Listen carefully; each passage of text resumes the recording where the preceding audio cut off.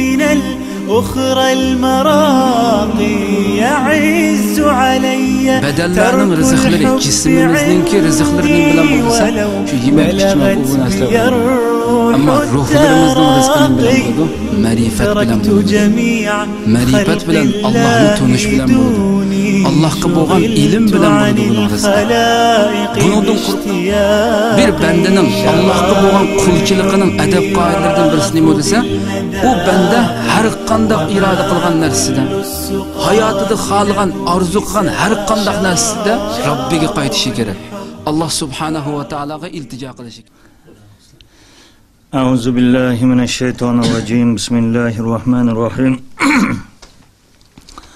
Elhamdülillah ve salatu ve selamu ala Resulillah amma ba'd. Aziz mümin Müslüman qarindoshlar, bugungi shanbalik darsimizga xush kelibsizlar.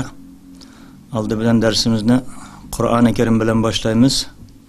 İmam Qarim bir Qur'on o'qib bersin. أعوذ بالله من الشيطان الرجيم بسم الله الرحمن الرحيم إن الله اشترى من المؤمنين أنفسهم Sadaqallahul azim. Birodarimizdan Allah razı olsun. Hazır Birodarimiz Abdullahni so'zga taklif qilaman. Allohning go'zal ismlari haqida bizga dars qilib beradi. Qana marhamat. Bismillahirrahmanirrahim. Elhamdülillahi rabbil alamin vel aqibatu lil muttaqin. Vessalatu vesselamu ala eşrefil enbiya'i vel murselin seyyidina ve habibina Muhammed ve ala alihi ve ashabihi ecmaîn. Allah subhanahu wa ta'alaga hamdu sana ve Peygamberimiz Muhammed sallallahu aleyhi ve sellemge hamd durud salamlarımızı yollagan deyken qadirli qirindoshlar biz her haftada davomlashtirib kelayotgan Allah subhanahu wa ta'alaning güzel isimlari haqidagi darslarimizni yana davomlashtiramiz. Bugungi ismimiz Allah'ning güzel isimlaridan Ar-Razzaq ismi haqida to'xtalib o'tamiz inshaalloh. İnşallah bu isimni bilgendiyken, bu isimni biraz tushungendiyken, rizq masalasiga bo'lgan tushunchimiz boshqacha o'zgarishi ishinaman inshaalloh. Allah subhanahu va taoladan o'rganganlarimizga amal qiladigan shuni haqiqiy tushunib, qalbimizda o'rinlashgan shu qalbimizda shu Rabbimizga shu tushunganimiz bo'yicha e'tiqod qiladigan shaklda bir iymon ato qilishini Allohdan tavakkallik bilan tilaymiz. Allah subhanahu wa ta'ala innallaha huvar razzaqu zul kuvvetil metin. Sure Zariyat'ta şundaq deydi. Şeksizki Allah subhanahu wa ta'ala huvar razzaq. Yani rızık beradigan zatning mükemmel en köp bütün rızıklarını bergüçünün fakat özü işkelligini ulam rızık beradi deb Allah subhanahu wa ta'ala bu ayette şundaq deydi. Yani Ar-Razzaq Allah'ın güzel isimlerinden köpligen isimlerde tilg'anib o'tgandek mubalag'a shaklda keladi Allah'ın köpligen isimleri. Yani Allah subhanahu wa ta'ala'nın bu yerda Ar-Razzaq kelishi nima uchun Ar-Razzaq keldi desa, yani Allah subhanahu wa ta'ala butkul bandalarga, butkul mahluqotlarning hammasiga rizq beradi. Yani ma'lum bir tabaqa, ma'lum bir sinf, ma'lum bir turga emas, barliq mahluqotlarning hammasiga rizq beradi degan bo'ladi. Bu bir shaklda bo'lsa, agarda bir insonga ishiltilgan vaqtida nima desa, bir inson ishiltilganda yarzuqul wahida minhum rizqan wafiran la hududa lahu. Yani insonlarning ichidan bir kishiga nisbatan aytilgan vaqtida shu insonga to'liq bo'lgan haddi hisobsiz hisobi yo'q shaklda rizq beradi Allah subhanahu va taolo degan ma'nosi bo'lgan. Bir inson ishiltiganda. Yana bir umumiy ma'nosi Allah subhanahu va taolo barliq mahluqotlarning hammasiga butunlay eng to'liq shaklda rizq berguvchi, hammasiga to'liq rizq berguvchi degan shaklda ma'nosi bunday bo'ldi ekan. Allah subhanahu va taolo sura Ankabutda shunday deydi: "Va ka'ayyim min dabbatin la tahmilu rizqaha Allahu yarzuquha ve iyyakum ve huves semi'ul alim." Bu yerda nurg'ulg'an, qanchilg'an shundaq hayvanatlar ömüleydiğen şundaq canlıqlar barki, u özünün rizqini özü kötüremeydi deydi. Yani acizliqidan u biga ati yeydigan rizqini kötürüş kudreti yok onun. La tahmil rizqa özü rizqini eli yeydigan yoki ati yeydigan rizqini kötürep onu elip mangadigan, birge ep mangadigan yoki saqlab qo'ydigan hech kudreti yok onunki. Allahu yarzuquha deydi. Allah onun rizq beradi deydi. Allah rizq beradi va iyyakum. Allah ana shularga va sizlarga rizq beradi deydi. Yani bu yerda shu va ka'ayyin min dabbatin deganda zimində qançılığan məxluqatlar xiyalımız keltirib baqaylı. Hech biri insanlar biz saqlab qo'ya olgan bilan atiga bugunga hatto bir yilliknimi nurg'unlagan Allohning maxluqotining ichida 1 soatdan keyingi yeli yeydigan narsani saqlab qo'yish qudrati yo'q uningki. U butunlay shu Alloh hammasiga shu udulluq rizqni shu har qo'siq ichib bo'g'ish, ikkinchi bir qatim qo'siq ichib bo'g'ish shuni udullab turiblam rizq beradigan gapda hamda shu barliq maxluqotlarning nurg'unlagan maxluqotlarga. Davud alayhissalomning duolarining ichida shunday bir go'zal duo tilgangan ekan. Davud alayhissalom Allohumma ya raziqal bug'as qog'ining balasiga, qog'ining yengidan tuxumdan chiqqan balasiga rizq berguvchi Alloh deb shunday duo qiladi ekan. Bu bug'asning shunday bir go'zal bir qissasi bor ekanda, bu hikoyasi bor ekan bu bug'asninki. Nima uchun bu yerda bunday duoda bunday tilgangan desa, bug'as yani qog'ining yengidan tuxumdan chiqqan cho'jisi balasi bo'lib, bu yengidan tuxumni teshib chiqqan vaqtida yani oppoq aşı bir qo'yning qo'riqidek maydaklam oppoq bo'ldi ekan bu. Shunda oppoq kichik ham tuxumdan chiqqan vaqtda balasini ko'rib o'zi qarib olgan ekan, tunimay turib oldi ekan ba'zi. Yaqin kelmay tashlab etdi ekan bu balani. Allohning qudratiga qarab boqaylar. Alloh subhanahu va taolo bu vaqtida nima ish qildi desa, Allah fayasuqullahu taala lahu ba'd al-hasharat yataghazza alayhi. Bu hatta şu bazı haşaratlarni şu kichik narsada chiqqan şu qog'ining balasiga bazı haşaratlarni oldiga akab berib, tumshug'iga qo'nib ayna qilib, ashardan ko'p tutib yeb, tuklari chiqib uninkidan qarida alatga tuklari chiqib qaridigandan keyin ondan uni ota-onasi tunuydi ekan, yeni qoladi ekan. O'ylab boqaylik, Alloh subhanahu va taolaning qanday rizq berdiganligini. Aşağıda şu kadar aciz bir maxluqiga yani qanchalik kuyindiganligi, qanday rizqni qanday akab berdiganligini tushuntirishda haqiqatan go'zal bir qissa.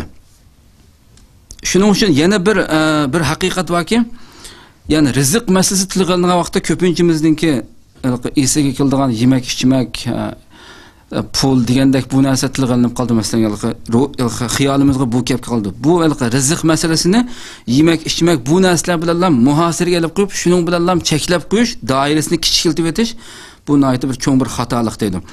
Ülemalar şundak degenki, rizqul abdan bil at'ima ve rizqul arwah bil ma'rifa. Bedellerinin rizqleri, cismimizninki rizqleri nim bilen bulduysa, şu yemek, içmek, o bu nesler bilen buludu. Ama ruhlarımızın rizqı nim bilen buludu, marifet bilen buludu dedi. Marifet bilen Allah'ını tunuş bilen buludu. Allah'a boğan ilim bilen buludu bunun rizqı.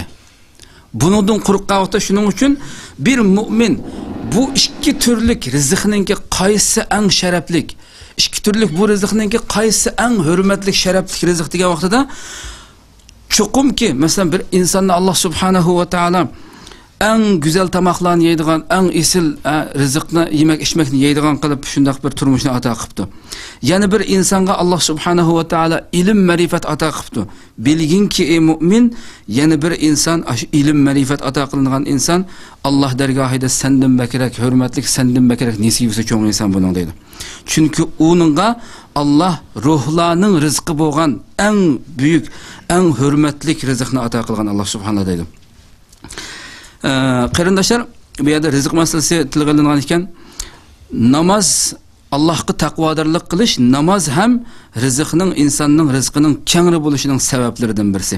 Alloh subhanahu va taolo shunday deydi-ki: "Wa'mur ahlaka bis-solati wastabir 'alayha, la nas'aluka rizqan nahnu narzuquka wa la'aqibatu lit-taqwa." Oilangni namozga buyurgin va sen ham uning ustida mustahkam sabr bilan sen uning ustida ham turg'in deydi. Biz senden rizq talab qilmaymiz, biz sana rizq beramiz dedi Alloh subhanahu va taolo. Aqibat taqvodorlar uchun.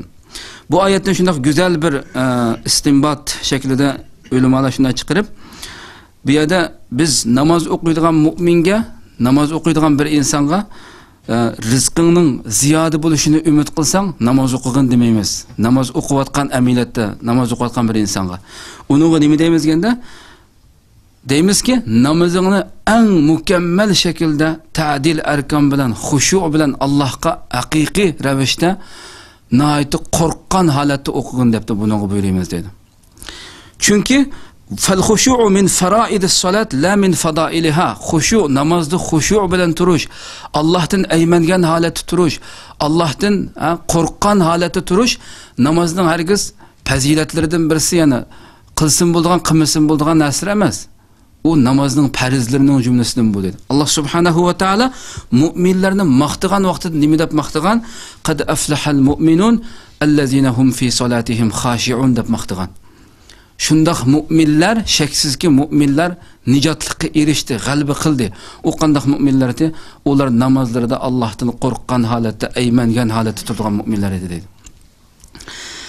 Endi Alloh subhanahu va taologa yuqoridagi rizq masalasida tushunib o'tganimiz bo'yicha bir bandaning Allohga bo'lgan qulchiligining adab qoidalaridan birisi nima desa, u banda har qanday iroda qilgan narsasida, hayotida xohlagan, orzu qilgan har qanday narsasida Robbiga qaytishi kerak. Allah subhanahu va taologa iltijo qilishi kerak.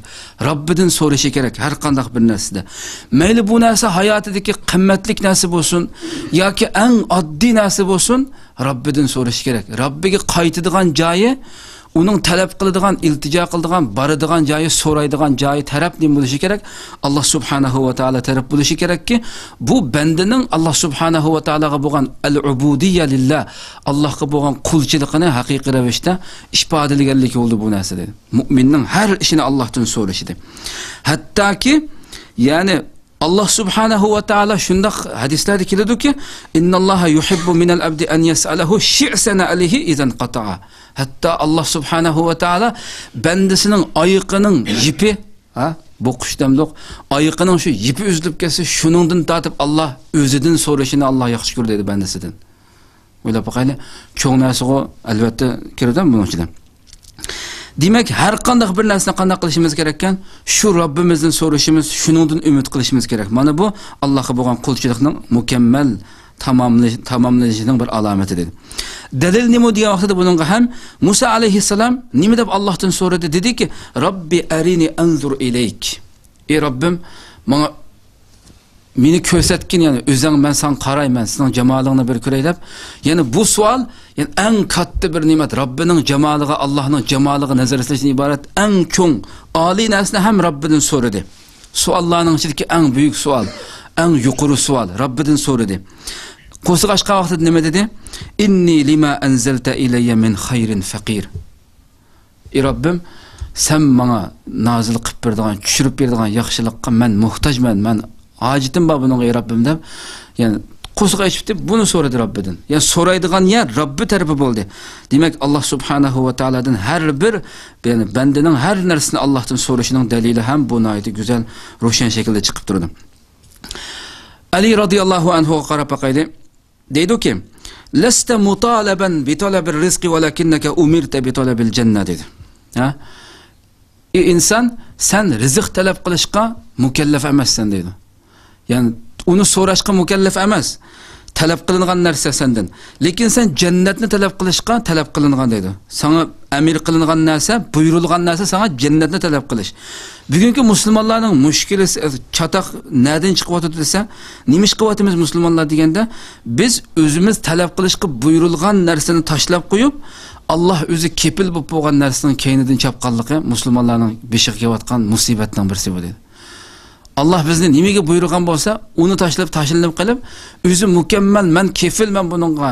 Men boshdan oxir kefil deb o'zi Allah o'z ustiga ep bo'lgan narsaning keynidan chapqanligidan, yana shu banda qila 30, Allah qila 9 deb shuning keynidan chepib yurmiz. Vallahu subhanahu wa ta'ala, Allah subhanahu wa ta'ala Qur'oni Karimda nurg'ulg'an dalillar, nurg'ulg'an oyatlarda arqa o'zining kepil bo'lganligini tushuntirib shuna deydi. Bir qanchasini tilga olamiz.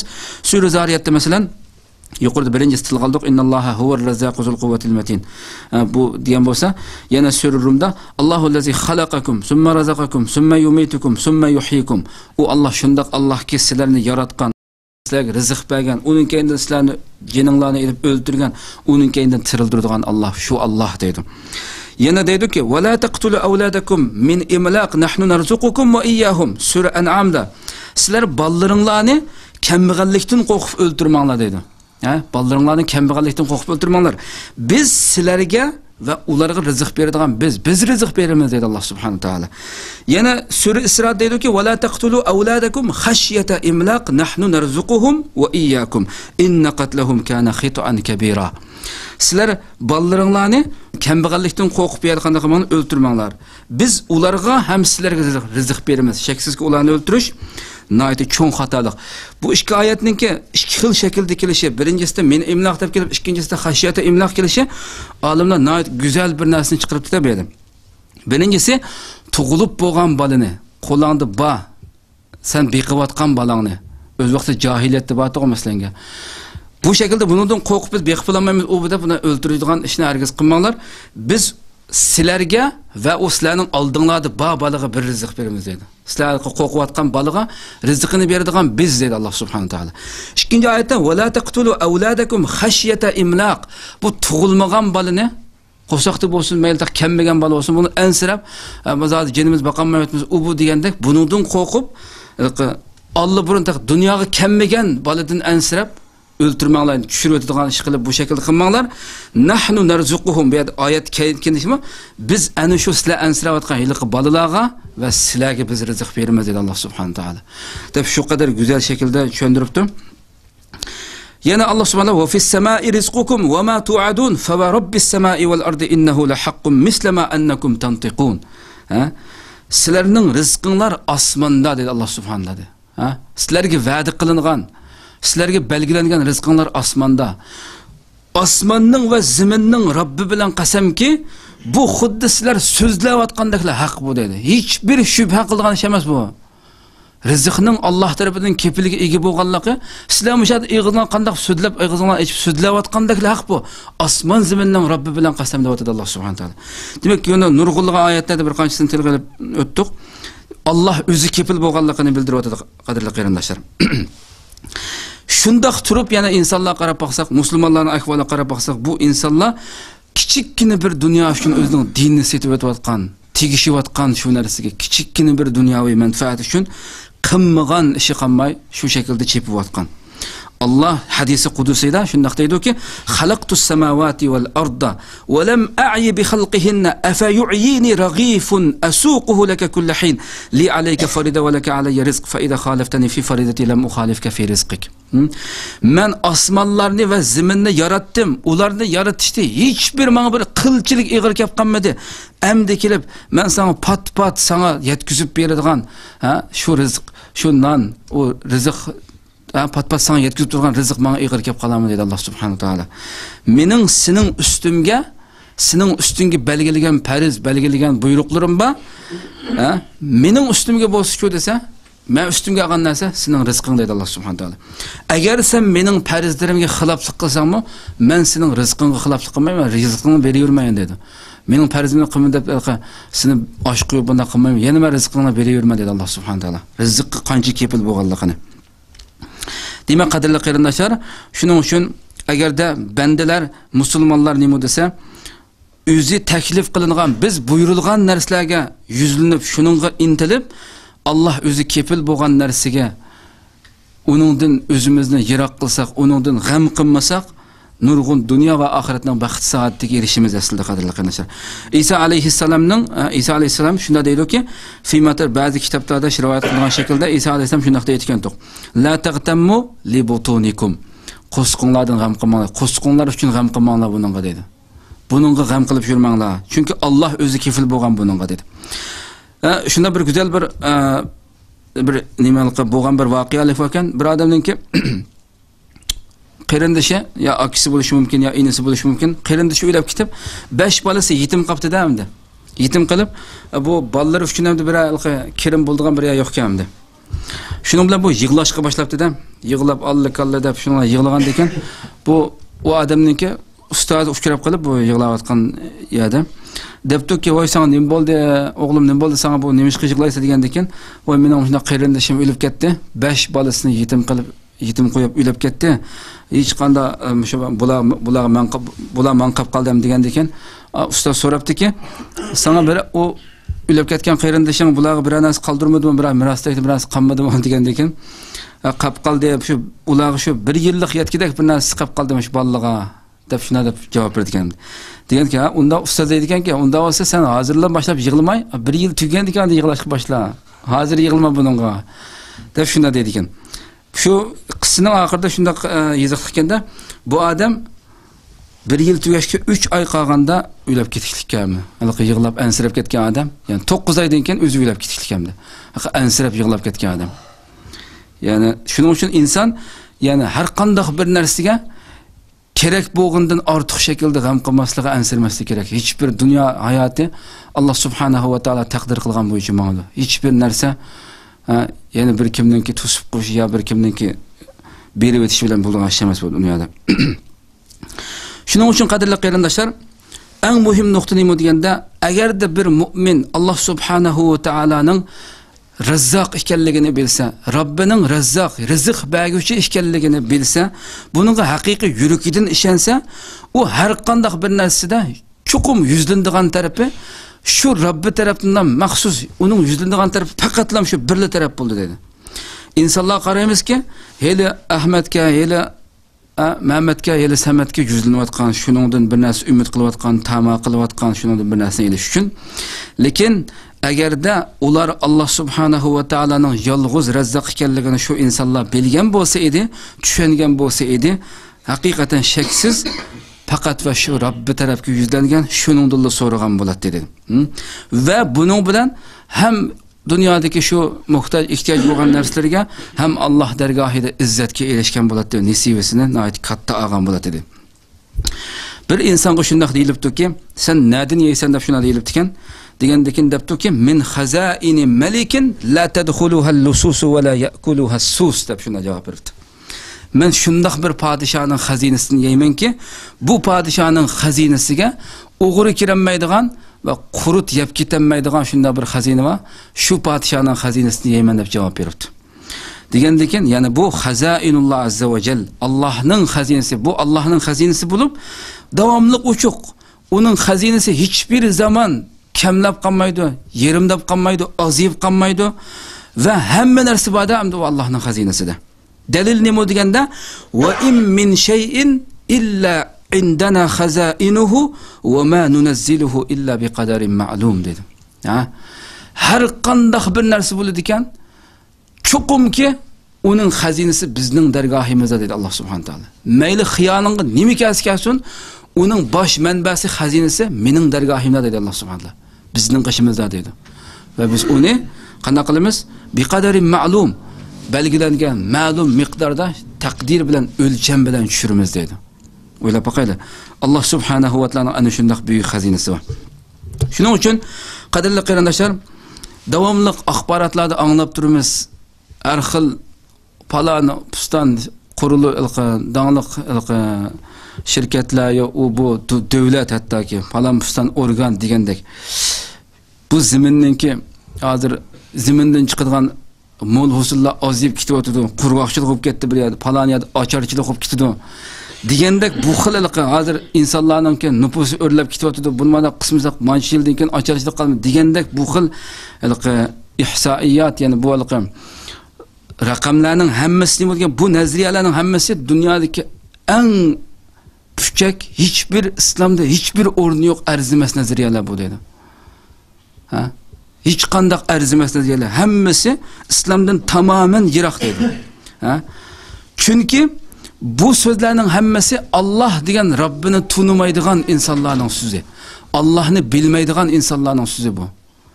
Pistoniyada insonlarning ko'pib ketganligini ocharchilik qildi. Mana qilishimiz kerak degandek plan, bu narsalarning hammasi tamamen Allah'ını tanımaydıgan kişilerin nazariyesi ve sözü. Bunu herkes mümin hayatında bu sözün iyisi yoksa yok halettim de sanması gerek mümin. Robbi Alloh subhanalloh bu yerda Palaniyada ocharchilik qilib ketgan bo'lsa, Pustaniyada balo qazo qilib ketgan bo'lsa, Pustaniyada ziroat chiqmay qolgan bo'lsa, Allohning ojizligidan, ojiz kelib qilib bu yerga chiqarishdan chiqmay qolmadi bu narsa. Alloh subhanahu va taolo hammasini chuqum Alloh o'zining inson tasavvur qilib olmaydigan, biz o'ylab olmaydigan millionlagan hikmat va uning keyinida. Nurg'unlagan bir yerdan qisib qo'ygan bo'lsa Alloh subhanahu bir yerdan mo'l usulini, yo bir yerdan jiq chiqamay azaytib qo'ygan bo'lsa, bir yerda ocharchilik qilayotgan bo'lsa, hammasi Alloh subhanahu'ningki bu Allohning ojiz kelib qilib shu yerga rizq berib, az rizqni yetkazib olmay Alloh subhanahu bu yerga az kelib qilib shuni ocharchilik qilib ketganlik emas, balki nima desa, bu Alloh subhanahu va taolaning yoki bandalarni shu yerdagi bandalarini adablash yuzidan yoki sinash yuzidan yoki har xil insonlarningki bergan qilgan ishlarga, qilgan fe'illarga munosabatli shaklda ularni jazolash, ularni uyqusidan uyg'otish shaklida buning kaynida muhaqqaq holatda, mutlaq holatda hikmat yoshirilgan bo'ldi. Hargiz ojiz kelib qolganlikdan emas. Shuning uchun hargiz va hargiz bu xil fikr har doim anglab turmiz, chunki buni axborotlarda bo'lib bugungi kunda bu narsalar mu'minning lug'atida hargiz bo'lmasligi kerak. Bir salaflarimizdan bir mujohidning ayoliga shunda deyilibdi-ki, voy bu eri jihodga ketgandan keyin deyilibdi-ki, voy eringiz bu bir bolalaringizni hammasini tashlab qo'yib ketibdi. Bu siz qanday yashaysiz, nereden yashaysiz siz deb shuna degandan keyin debdi-ki, nayt butun ishonch bilan shunday degan ekan. Men zavji munzu tazawwajtuhu va araftuhu. Men erim bilan to'y qilgan, tunigandan tortib araftuhu akkalan deydi. Men o erimni yeydiganlar inson deb tunidim men uni. Davomli yeydi o. Shu kecha kunduz aytgan o'sha yeydigan inson, men uni razzaqan deb tunimagan, rizq beruvchi deb tunib boqmadim men uni. Men tunigan, to'y qilgandan tortib yerim shu yeb shu davomli iste'mol qiladigan bir inson u. Agarda faida zahabal akkalu faqad baqiyar razzaq. Agar al akkal bo'lgan davomli yeydigan bu inson ketib qolgan bo'lsa, razzaq Alloh subhanahu va taolo qilib qoldi deb shuna degan ekan. O'ylab boqaylik. Demek Allah'ını tunugan, Razzaq Rabbini tunugan mu'min qanday qildi? Faqat shu Rabbidan so'raydi. Rabbiga ham yuzlandi. Xuddi shu narsa e'tiqodimiz shu qadar kuchli bo'lishi kerakki, Alloh subhanahu va taolo xuddi yaratishda hech bir shiriki bo'lmagandek, rizq berishda ham hech bir shirik yo'q uningki. Boshqa birisi uningga shirik bo'lib bo'lmaydi. Xuddi u la ilaha illalloh bo'lganidek, Allohdan boshqa iloh yo'q bo'lganidek, la roziqa illalloh, Allohdan boshqa rizq beruvchi ham yo'q.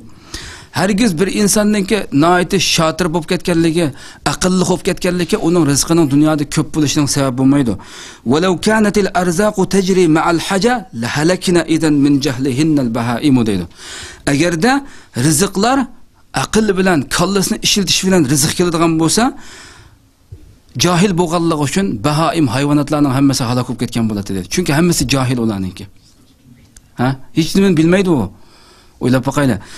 Qaraymiz-ki, dunyoda hayotimizda ham nurg'un olim, nurg'un bilim va falan pistan maktabdan bitgan insonlar hech bir savodsiz insonning qo'lida ishlaydi.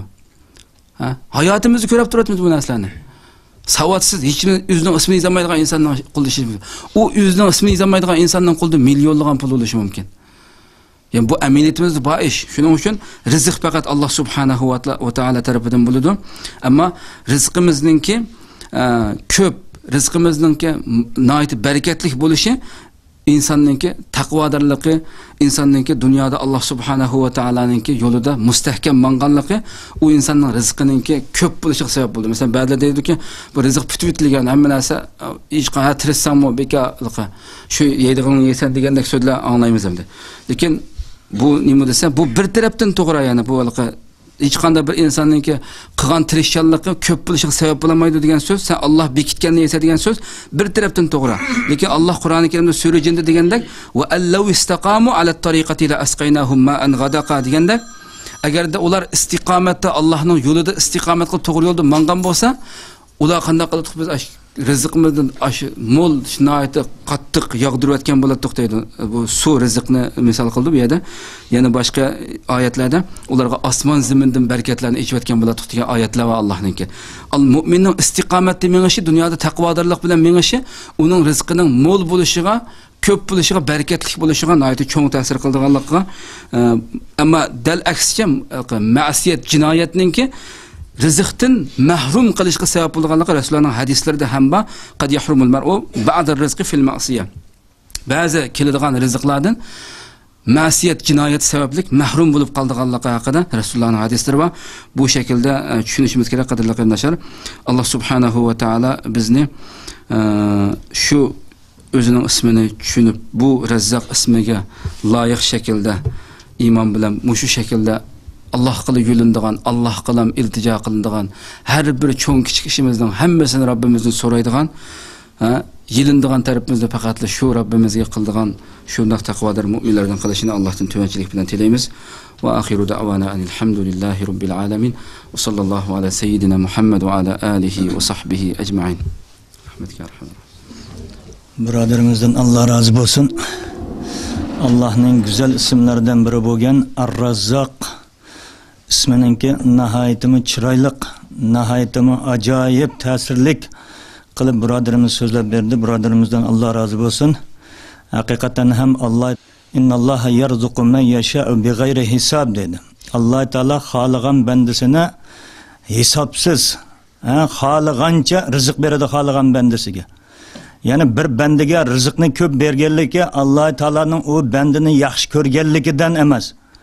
Va yoki bir bandini kambag'al qilib qo'yganligi Alloh taolaning u bandini yaman ko'rganligidan asla emasdir aziz qarindoshlar. Hammasi Alloh taolaning imtihoni uchun, sinoq uchun. Tabarakallazi biyadihil mulk va huwa ala kulli shay'in qadir allazi khalaqal mauta wal hayata liyabluwakum ayyukum ahsanu amala. Mana bu hayotlik bilan o'limni yaratgan Alloh taolo insonlarni sinash uchun mana bu dunyoga yaratdi. Shuning uchun bu rizqninki Alloh taoloninki qadrida, Alloh taoloning nazarida hech qanday bir nimasi yo'q. Afzalligi yo'q. Alloh taolo xohlagan bandasiga beradi. Haddidan eshib ketgan Qorunga ham bergan va boshqa insonlarga ham bergan, hammasiga beradi. Agar bu rizqninki Alloh taoloninki nazarida nihoyat qadr qimmatlik bir narsa bo'ladigan bo'lsa, kofirlarga bir yutum suv ham bermagan bo'lardi aziz qarindoshlar. Shuning uchun nimaki so'raydigan bo'lsak, hatto ana shu kiydigan oyog'imizning sho'ynisini yo'qolib ketsa ham shunga erishamay qolgan bo'lsak, shuni ham Alloh taoladan so'rasak, Alloh taolo yaxshi ko'radigan ash bandini. Shuning uchun mana bu bandilardan so'ramaydigan va faqat olamlarning parvardigori bo'lgan Alloh taoladan so'raydigan solih bandilardan qilishni Alloh taoladan umid qilib qolamiz. Alloh hammamizni iymonda, islomda sobit qadam qilsin. Darsimizni bir oz yana ixtiyoriy suhbat bilan davomlashtiramiz aziz qarindoshlar. Qaramoqqa mubolag'adek, yani reallikqa uyg'un emasdek bilishi mumkin. Muhim biz texmi amaliyatga uyg'un bir shaklda tushunish uchun biz yashayotgan dunyoga reallik qarab baqish lozim. Masalan, odamning sonining ko'payib ketishi, bir shaxsning avlodlarining ko'p bo'lishi faqirlik sabab bo'lmaydi u degan mazmun yuqorida ta'kidlandi, aks ettirildi. Biz yaşayotimiz asır 21. asırning başlarida. O'sha to'g'ridan hammaylar bildigan bir oddiy masala. Mushuningdan taqriban 50 yil 21. asrning o'tirlaridan yer sharining nufusi qanchalik o'g'itdi? Hozir taqriban 6 milliarddan ortiq. 6,7 milliard alik nüfus yaşayış kerak yer şarida. Bunun 50 yıl bunun yer şarının nüfusu qanchalik o'g'itdi? Bu tasarruf bakayla qana. Biz 70 yıllardan mektepte o'qiyotgan vaqtimizda Xitoyning nüfusini shu vaqtda 600 milyon deb tushuntirdi. 600 milyon, 620 milyon deb. Hozir 1 milyard 300 milyon deylik. 1 milyard 300 milyon. Muşu rakam to'g'ri bo'lgan taqdirda, mushundan 50 yil burun Xitoyning nüfusi hozirgi nüfusining 20 ekanda 20dan emas ekan. Dunyoning nüfusini biz aniqini inib bilmaymiz ya. Shuni qiyos qilinsa, yer sharining nüfusi bundan 50 yil burun şu 3 milyon atrofida bo'lsa kerak. 3 milyon etrafıda. Hazır şunun bir hesse işiğlikindi. Bu emmiden bildiğin bir reallık. Hiç kandıdan münazara talep kılmaydı. İkinci bildiğin noktam, bu şunun 50 yıl burun halkın turmuş seviyesi kasabiydi. Bana qarab bakaylardı. Bunun 50 yıl burun dünyanın bozu. Turmuş seviyesi hazırlıkta bayağı şartlık turmuş seviyesinin hiç bulmadan 50% tövündü şu. Bazı rayonlardan acılıktan milyonlap adını ülev atkan devresi 60. yıllarda. Bunda devrilerdi. Acılıktan. Bizde kömüdük ama bizden yaş çoğunluğu da hep bir tıkandı. Yeydiğen kılık, açlık cinsinde hiç kandan nesi yok. Ot xəsni, qonaqның şahılı, şeyhe, muşkıldaki nesinde, kayıp yegenlikini de şu. Hazır apırk ellerinin bazı ayında 3 vakit yemek, onu bir vakit tam yep, 2 vakitini meyvelen yaşatkan rayla hala bağ de hesaplaydım. Ama turmuş seviyesin muhinin 50 yılın yukarımı da hazır mı serkanda da hazır yukarı deyden de var yallah kokandaki. Acaba adamın köp buluşu kınçılık sebep olsa azdı o vakta. Azdı o vakandaki o vakta bayyaşat yaşı lazım. Hazırlık nüfusunun 20 vaktan kambağın yaşarlık. Biraz köpeğe geldiğinken turmuşa iş birlik. Bana bu yukarı oturup koyulan ayet edilsin bunun ne kadar hakikat ikenini ispat etken bir uçuk paket. Çünkü Allah bakan akıllı bunu işitiş lazım. Ama dinciler akıllı degen bilen balı yıkıp kapkas bir olmayı ne deydiğen manda gepli var çoğu. Bu tamamen Allah'ın rezzak sübütünü düşünmeyen insanlığı gibi. O siz ballığınızı size vermeysiniz ki. Belki ballığınızın şarapetinden Allah sizge rızık verişi mümkün. Ballığınızı şarap yegen rızıktan siz behrmen buluşumuz mümkün. Yani ikinci bir reallık bizden etrafımızdan ben nurgun ballı attım. Toy kılıp öyle koçak buluştuğunun burun yalnız yaşavatka vakti yaman bekir namaratlı şarılı. Öz bir kişilik işlem mutturuşlu kamda bulamaydıkan ahvaldan. Şu balı toy kılıp öy tutup ayarlıyor, işte ballıyor oğan dinkin turmuşum, ay yalnız yaşavatkan dincik yakışıyor. Yani işte etkaydan şu bir şeyden şu. Aynı vakti şu bir şeyden işte ettim. Hazır bir şeyden işleydim. Aynı vakti bir şeyden işte yetkaydan birde. Az üst yetkaydan 3-4 ya 5-6. Turmuşum burun kadın yakışı. Sır nerede bunun ki? Demek rızık vallahi da. Fakat siz sebep kılırsınız fakat. Sebep. Ama rızık bir sizin kulağınızın gelmeydi. Kandaydan bulup gelsin, o başkalar rızık verişemez, özgümüz rızık vermeydi. Özge. Özgüm o.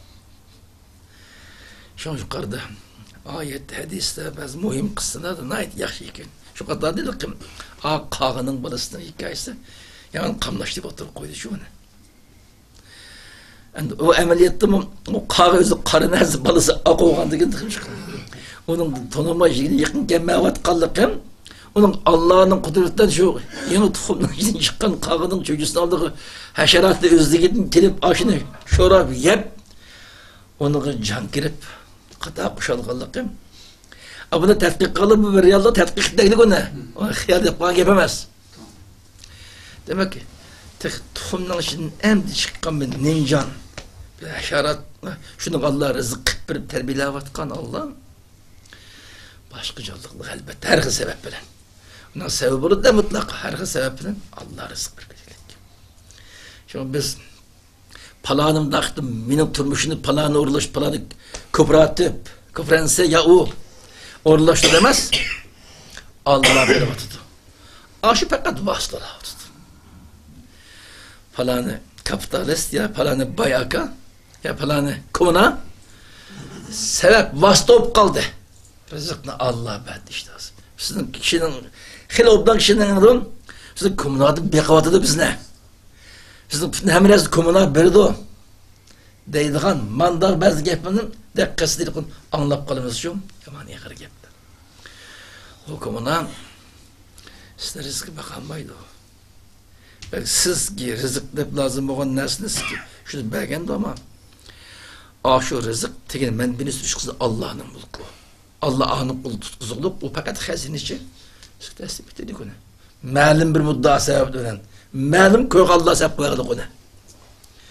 Shu bu xildagi masala biz rizqning Allah tarafdan kelganligini tushunish har bir insonning tarixidan eng cho'ng burilish hosil qilgan muhim masalalarning biri. Mening rizqim Allohdan deyilgandan keyin boshqa maxluqi cho'g'ini tutgan ish tugaydi shu. Mening rizqimni Alloh bir vosita o'zimni xor qilib boshqalarga cho'g'inib qanday qildimi deyiladi shu. Rizqning Alloh tarafdan kelayotganligini bilmay qolib qolsam, shuning tushiga tegsam mening rizqdan mahrum qilib hayotimga xatar yetami degan andishalar maxluqqa bog'lanib qoladi. Vaqt qulchilik shundan kelib chiqqan narsa. Shu bu tushuncha masalasi ham muhim masala. Şuna biz qanday sebep, qanday uslub bilan bo'lmasin, chiqib Allah o'zi uygun münasip ko'rgan bir sebepler orqali bizning rizqimizni bevosita Allohning o'zining beradiganligi. Buni qat'iy bilishimiz shundan bilan birga edam ko'payib ketsa kambag'al bo'lib qoldi, bolalarimiz yo'qolib qolsa kambag'al bo'lib qolamiz degan safsatini tamamen kallımızdan chiqarib o'tishimiz lozim. Allah'ın Rezzak sıfatını tanıştı biz. Yani mükemmel çoğunluğunu düşünersek her kanda kulluktan dünyadaki haliflerimiz. قد مزجت به رجائي على خوف فمن خوفي مذاقي ومن عرف المحبة عن يقين حرام أن يميل إلى فراقي وكيف أحب غير الله يوما وليس سواه في الأكوان باقي